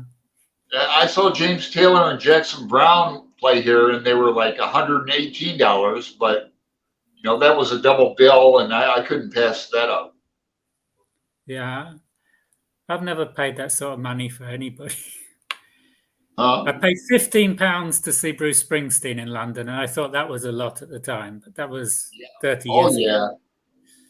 I saw AC/DC and Aerosmith for $750 in 1978. Yeah. I used to have the ticket stub and all that. Yeah, I wish I had my ticket stubs. I saw lots of bands in England and a few in France. Boy, But here, my, Deep Purple was the last one I saw, and that was a few years ago. they're pretty memorable. My ex Molly has like a little scrapbook of all her concert tickets. It's really impressive. Going back to like 78, and she's seen everybody. From Led Zeppelin to the Rolling Stones, everybody. Okay. Yeah. That I've been moving around too much. Things like ticket stubs, they get lost in the when Yeah, you travel around a lot. I tell you, Like moving a rolling stone gathers no moss. that for whatever reason, homes gather crap. They just build up over these. Like when we were moving from Washington, Virginia, we were looking. It's like, where does all this stuff come from? We actually spent money for this stuff, and now we're paying money to get rid of it. And it's like, I mean, we tried to do like a yard sale, and you could sell some of it. I know we had like 2 artificial Christmas trees, and one of them was really blingy with this fake dust that kept falling off, and I kept lowering the price. My wife wanted to sell like $50. I'm going, lower it. And basically, I lowered it like $3. My wife was really steamed. So like, we're not taking this with us to Virginia. There'd be no room in the truck to bring it with us. Well, my problem is this stuff, the little cars. Okay. right. Since I Yeah, came we to haven't- Georgia, I've accumulated over 1,000 of these. Did that start after Georgia, or did you have it before? When I was a child, I had some, but then when I was a teenager, I got into music and I started collecting records, and that was going to gigs. But when I came here, I think it's a nostalgia thing, the little cars. Yeah, you've shown a couple of them look really old. You have some old ones, or you Yeah. have the newer ones. I got some that go back to the 1950s before I was born. So Yeah, cool. this one's from the 1970s. This is. Do you have a Dodge Challenger? A Dodge Challenger Yeah, with I the know gas Dodge tank on the Challenger. side? I've got Dodge Daytona. That was my favorite car. Like, remember the TV show The Monkees? They had a Dodge Challenger. I had a green one that was mint, like 68. I inherited it from my maternal grandmother. I ended up bending the frame on that car. Back in high school, I had it going on, believe it or not. I used to go through cars like water.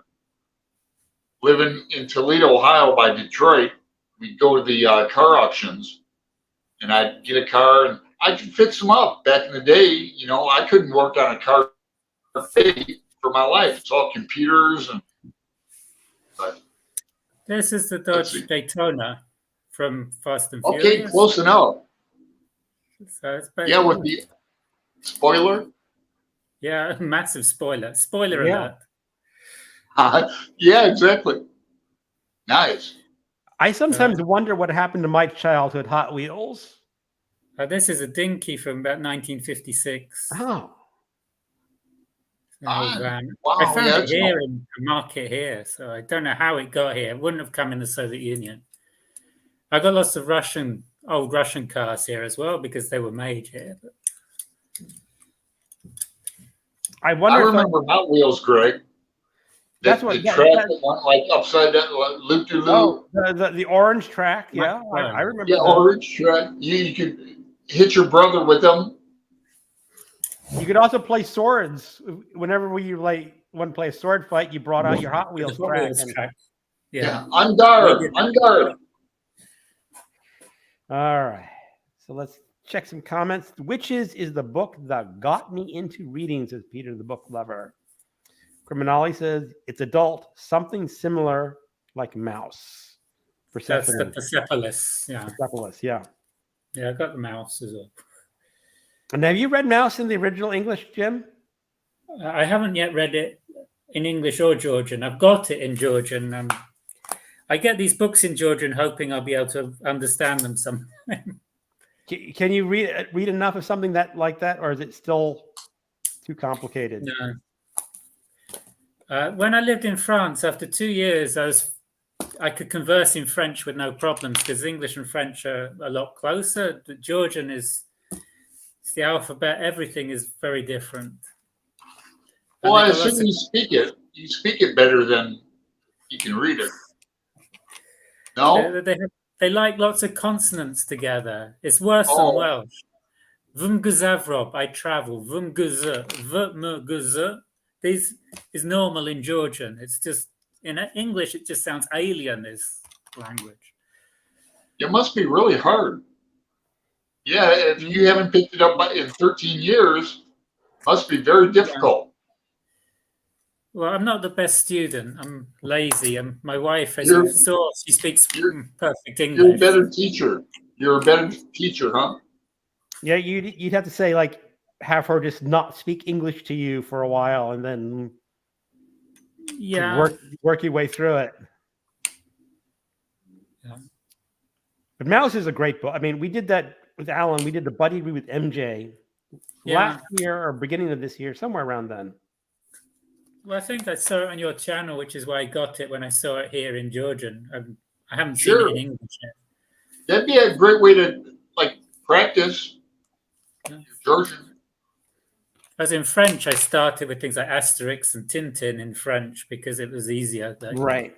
From the Sure. cine.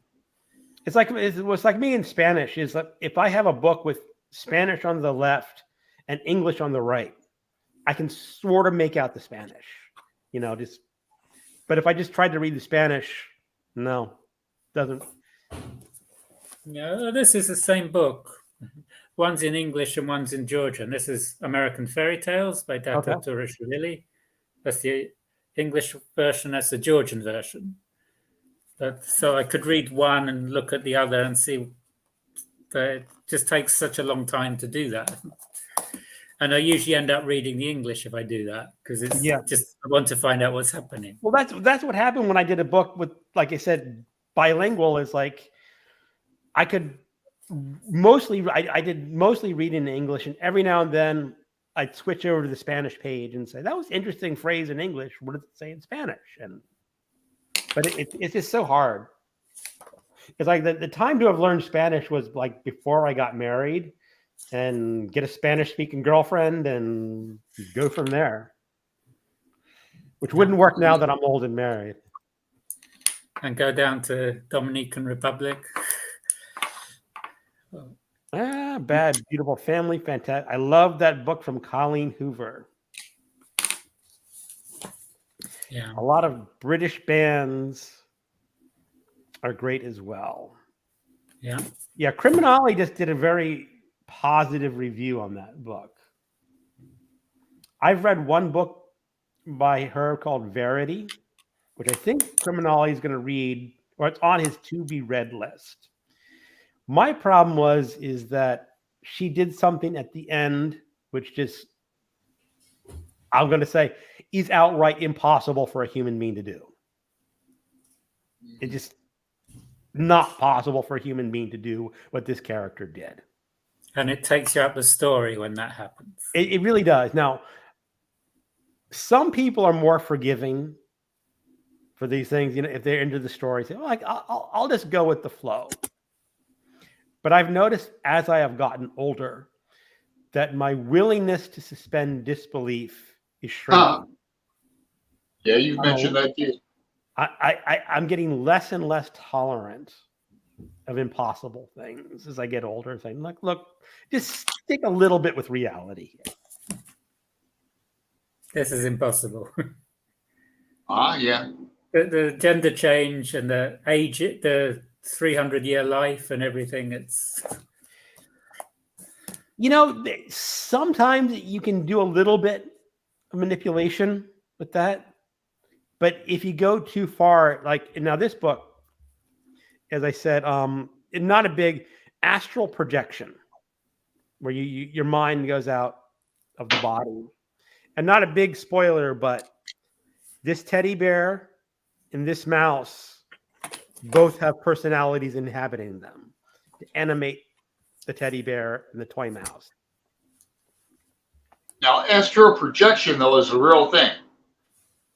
No. I've experienced it several times. Yeah, this is fantasy. Lots of things happening. There's genies and Ifrit and all sorts of creatures in Cairo. Bad as Brad gave that Hoover book 4 stars. MJ, have a ticket album to keep mine in. Yeah. Charlie does not count. I guess Bad as when Charlie and Chocolate Factory. We're way behind on our comments. Peter says, I saw AC/DC once and had a fun show. Angus Young is a fantastic guitar player. Richie Blackmore's my favorite, but he wasn't with Deep Purple when I saw them. A Mach 5. I got a Mustang Mach 1, a little one. Isn't Mach 5 the Speed Racer car? Does anyone remember the Speed Racer cartoon? There's a Speed Racer car, yeah. I don't have that. I thought that was called the Mach 5. You're talking about the 70s or 80s, early 80s. So yeah, over Utah Salt Flats, going for the speed record. Cars were a lot better back in the day. Yeah, I think so. You could work on them at least. Buy a used car. work on it and sell it, buy another one. The Bad cars bread. here are very boring colors. Everything is black or white or gray or silver. There's no color in the cars here anymore. There's no red cars or orange cars, yellow cars, green cars. In the early 70s, cars were all sorts of colors. There are all sorts of colors out here now in the U.S. It's just like you see purple cars and so Bad says, I found the girl with the dragon tattoo in my library bookstore. It's my next haul. I paid $2 for both books. Yeah, you'll like them, Bad. Yeah, I mean, I read the first three and I was fine with I have not read any of the ones written by the other author. They're just taking up the characters and continuing it. Yeah. Lisbeth is a strong woman character. Lisbeth. Yes, she is. Almighty Om. What did I come back to? Astral projection, you say? Yeah. I lucid dream and then I can go right up to the astral. I'm looking for my HGA, Al, if you know what that is. I met her one time in an elevator going to a library, and I keep trying to go back to that astrally. Anyway. Okay. You might like this book more. You might be more willing to believe this book than I, because I'm like, okay, I'll go with the flow, but you can't project, you can't inhabit a teddy bear and have attack people with an axe that way. But yeah, that's a bit much. Did you throw it across the room? How dare you?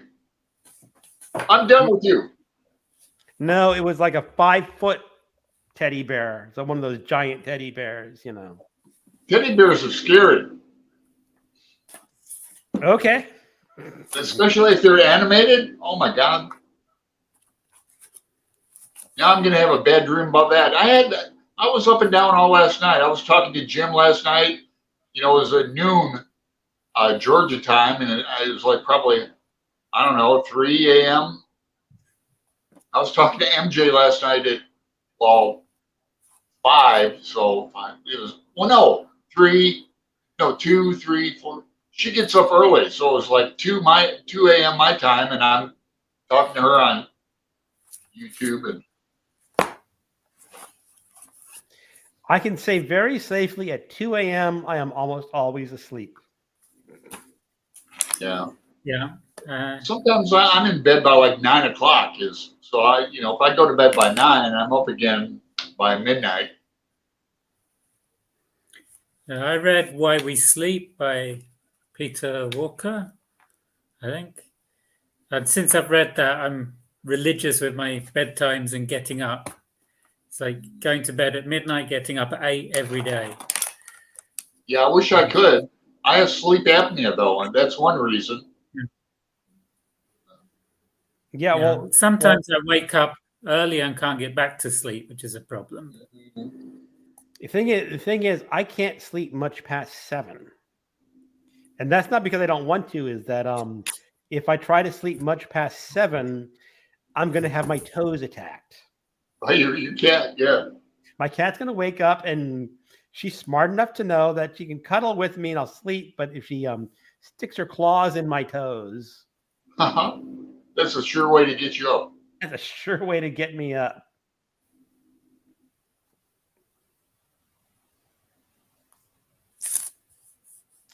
Peter the Book Lover, I finished Jane Eyre. That is a great book. I tried to read it or tried the audiobook and it just was not working for me. Okay, this is Jane Eyre in Georgian. There you go. This is Jane Eyre in English. It's the same cover. Same cover, same publisher. It's a local publisher publishing books in English, but Jane Eyre's okay, but sometimes they get the titles wrong or the names wrong. Anne Bronte, they left out the E from Anne, and A Tale of Two Cities became The Tale of Two Cities on the cover. So they don't always get it right. Now, do the Georgian publishers, do you think they know English, or are they just reprinting the English without really knowing what they're reprinting? I'm not sure. It does say printed in Georgia.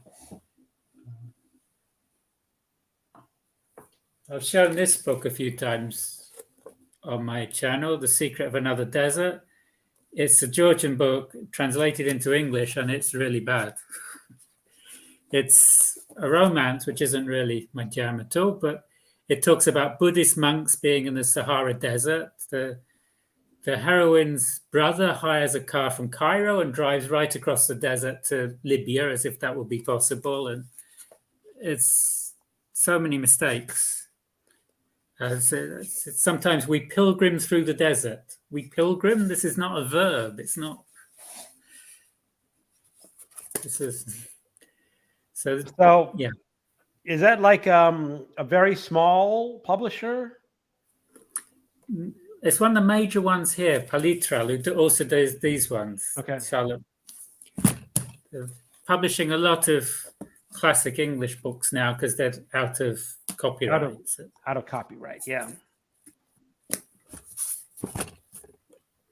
That's MJ. And we've probably got lots of pirate copies of things as well. MJ's up at 4:30 a.m. Wow. Yeah. I used to get up at 5 a.m. on the West Coast. And the only thing good about getting up at 5 a.m. is I was able to start work by 6 a.m. and then quit around 2:30 in the afternoon. And so oh, wow, it's like I still have a day left. Yeah. After you quit work. That's the only good thing about getting up at 5 a.m. But the only problem is you got to go to bed earlier. It's like much past 9. It's like you gotta be hitting the sack. Yeah. When I was in France, my first job was in a bakery, and we had to start at 2:30 a.m. The job started off early, right? Oh, you're off very early, yes, but you're starting at 2:30 a.m. is a shock to the system. Time to make the donuts. Time to make all the dough, all the baguettes. Baguettes. Time to make the baguettes. Peter the book lover. Same with me. I have 6 cats to feed at 7 a.m. That's a lot of cats. That's okay.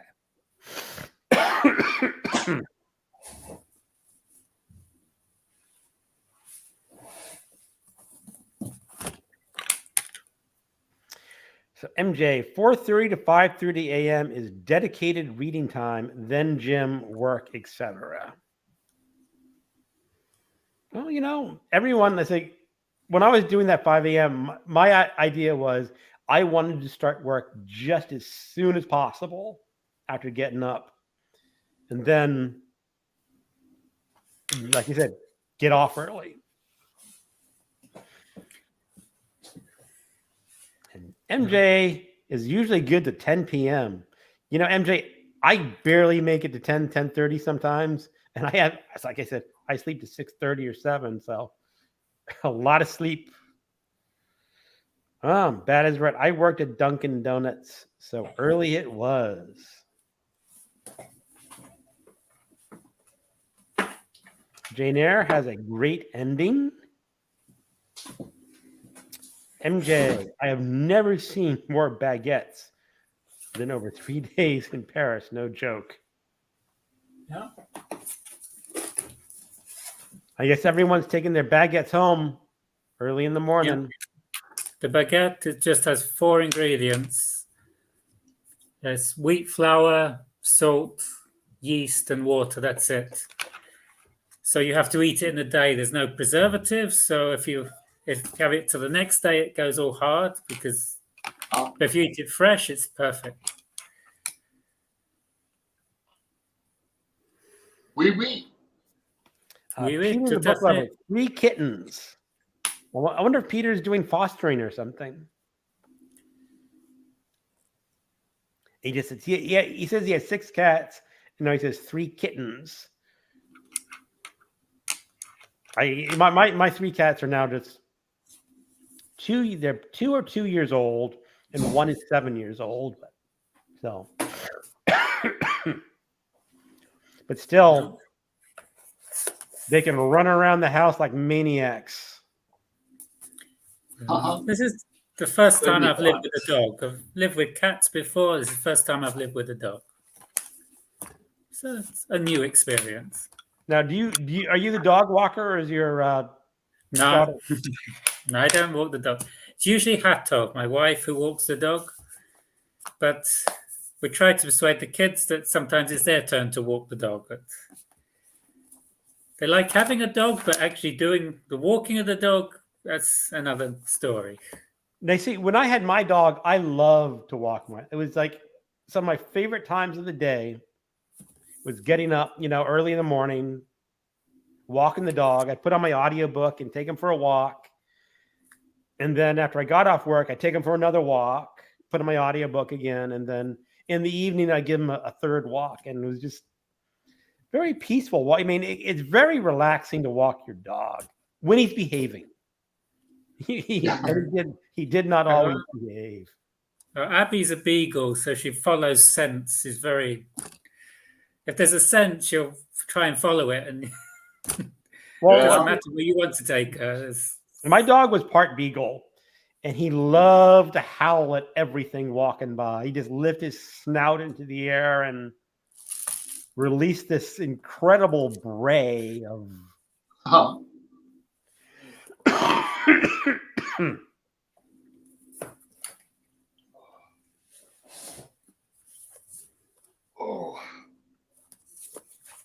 All times of day, I guess baguettes in Paris. Snacking on the street.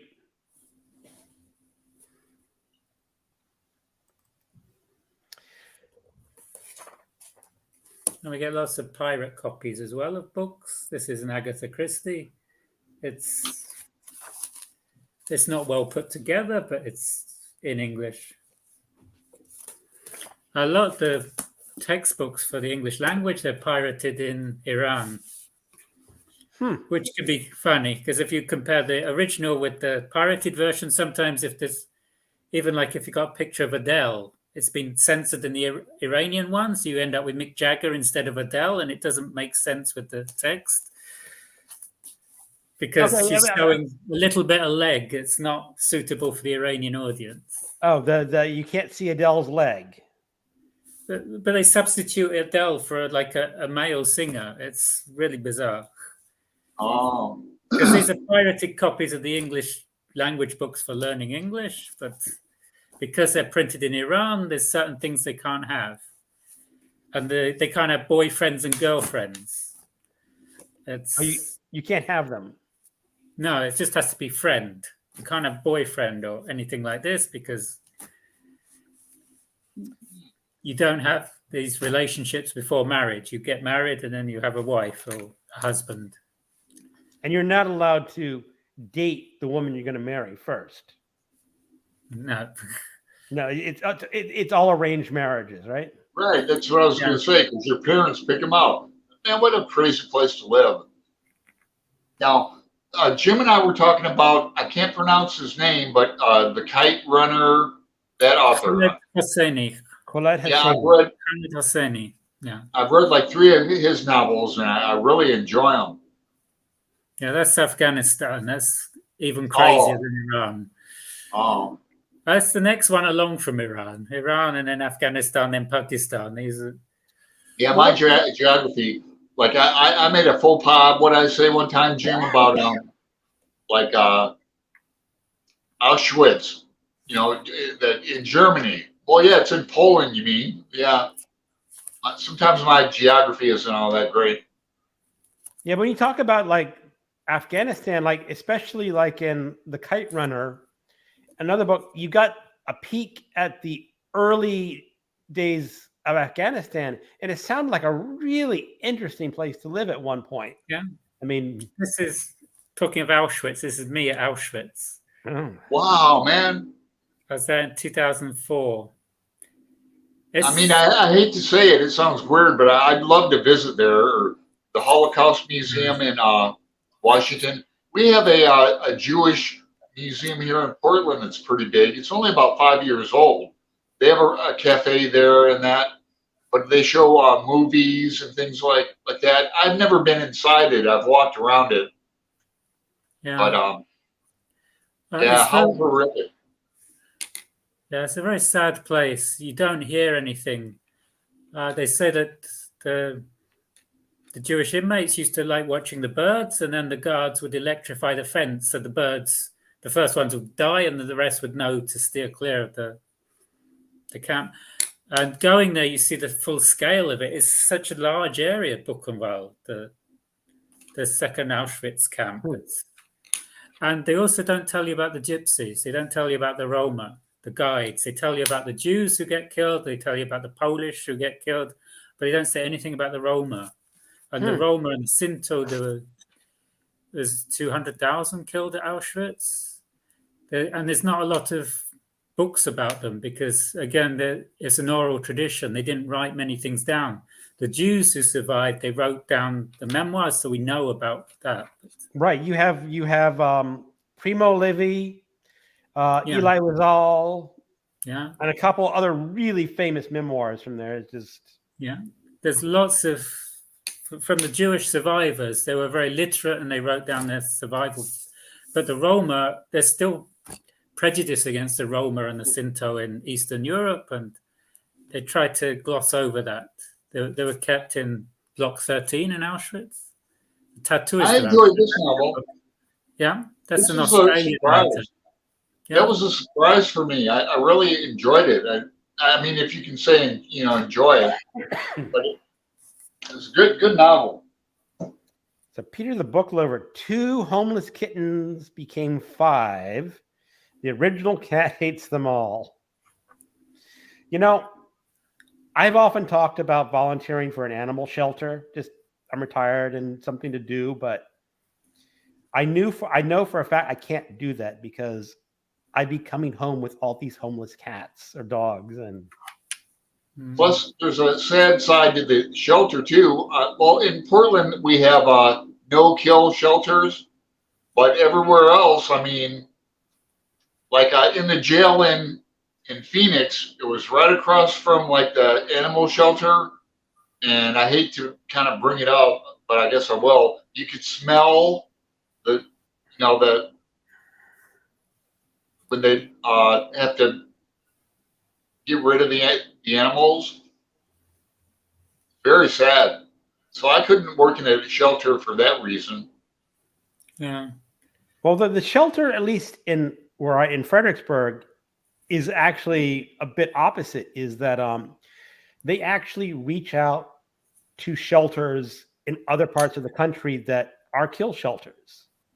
And one of my cats has 3 legs, and he was brought into, I think, in Ohio as a kitten. He'd probably been hit by a car, and his right leg had been completely crushed. Yeah. And that shelter had decided we're just going to euthanize him. Right. Because they don't want to put the expense of, amputating a leg and medication. And the shelter in Fredericksburg said, we'll take him. And they did the operation. They said, oh, yep, got to amputate a leg. And they put him up for adoption. And they never charged me anything extra. They just, it's like 1 cat is $75 adoption, 2 cats is $100 adoption. Mm-hmm. And we just adopted 2 cats for $100. And, I think about that is like, if he had not been taken, he would have been euthanized. Yeah, exactly. He's a very lucky cat. And he is just an amazing little cat. And I'm just, you think a 3-legged cat would be disabled. This cat can get just about everywhere. Yeah, they adapt. He does. The one thing he cannot do is like our other kitten is like, we have a bathroom sink. She likes to jump on top of the sink. Yeah. He can't quite do that jump because he just does not have the leg, the rear leg power to get him up. Yeah. But they chase each other all around the house at full speed, and very little slows him down. So I don't really consider him disabled, even though he just got 3 legs. Mm-hmm. So Peter the Book Lover, I read 2 Agatha Christie books, and both were fantastic. Yeah, I did Agatha Christie April, the weekend. I read And Then There Were None. That's one of the best ones. It is one of the best ones, but the ending annoyed me a little bit. I'm saying, how stupid are these English police not to be able to figure out what went on? Yeah. Jen, We might get into spoiler territory. we're not. We're just saying is like the police would have been able to figure it out if they were halfway worth their salt. Mm-hmm. But I think with Steve Donahue says, you don't read Agatha Christie for that. You just go along with the story that she's telling. Okay, you just have to believe that people wouldn't figure it out. Yeah, I read Cards on the Table for Agatha April. Is that a good one? Yeah, it's good. It's got Hercule Poirot. They have this bridge game, and you got 4 criminals, and you got 4 sleuths, but they're in different rooms. And the host of the bridge game gets killed, and they have to work out which of the 4 criminals it was, because the host was boasting to Hercule Poirot that he collects criminals, those that got away with a crime. So you have to look into the backstory of the 4 bridge players and also how they played their bridge and what they remember of the bridge game to find out who did it. Okay. Yeah, I'm going to have to pick up another one of her books. I have Death on the Nile on my shelf, but Death on the Nile's good. I read that in March for March Mystery Madness. Okay, and the other one I read was the first Hercule Poirot book, which is the Mysterious Affair of Styles. Yeah, I haven't read that. But there's Mara of books like Woe has read them all, and she ranks them all, and then there were none. Death on the Nile and Cards on the Table are all amongst her highest rated ones. So, Bad is Red. I just purchased that book, Alan. I think she's talking about the Tattooist of Auschwitz. Peter the Book Lover. If you watch a lot of history, you learn about them. The homosexuals were one of the first to go. Thank God for the American soldiers. Peter the Book Lover. There's also the mentally disabled were as well, and the kids with Down syndrome were one of the first to be euthanized by the Nazis. Peter the Book Lover has 2 kittens with 3 legs too. Yeah, I love my 3-legged cat just as much as all the other cats. And Then There Were None, and Murder on the Orient Express. Excuse me. Well, I assume, Jim, that you don't watch much TV. Not much. Not. I just watch the TV when it's the World Cup. That's all. Oh, right. Yeah. Well, do you get English language TV in Georgia at all? We don't, not here, but you can do this. You get BBC and CNN or National Geographic and things like that. But on the computer, there's a Jaranet that pirates a lot of things. So you can just watch things. It's like watching Netflix, but there's just adverts, but it's free. It doesn't cost anything. You can watch Game of Thrones or Breaking Bad or something. I suppose you could get a VPN and just say you're in England. Yeah, I don't. Okay. Well, we've been here for 2 hours. Yeah. Yeah. So I think we got 3 people left. So I'm getting kind of hungry. It's lunchtime in Portland. And Jim, it's 10 o'clock your time, right? It's 10 o'clock here, 10 o'clock p.m. No, it's 11.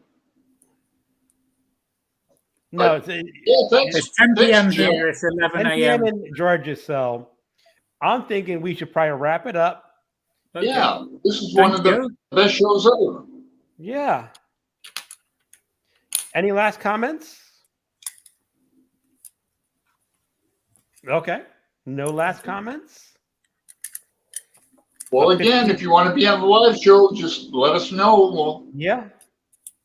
Well, we're down to 3 viewers, so there's probably no one left who wants to be on the show, but who knows? But I mean, if somebody rewatches this, Indeed. So wait a second. That's an elephant? what are you showing up? What are you showing, Jim? It's a mammoth. A mammoth. March of the From Mammoth. March of the Mammoth. Oh, It's- Okay. it's Well, part of Jim. my stuff, books, reading, and stuff. Well, Jim, I want to thank you so much for coming you. on our yeah, show. thanks, man. That's We fine. appreciate it. Always like having an international audience. Yes. Very much. All right. So I'm going to call it a night. Goodbye, Bye, everyone. Peter. Bad is red. MJ. MJ, yeah, Peter the Book Lover, Bad is Red. Have a good Ollie night. showed up. Ollie did show up. Mhm. And next week is Ollie, I believe. So, And Elizabeth showed up as well. And yes. Almighty Ohm Right. showed up. Almighty Own. I think there's more people than my watch thing says. So who knows? Well, anyway, have a good night, everyone. Or a good afternoon, wherever you are. Bye.